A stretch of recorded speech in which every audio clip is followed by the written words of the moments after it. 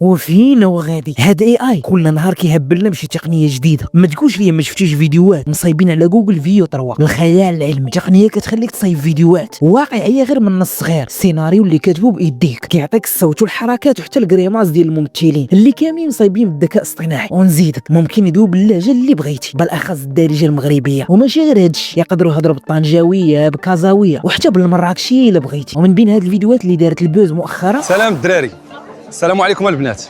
انا ماشي بنادم بصح، انا محصي بالذكاء الاصطناعي الجديد ديال فيو 3.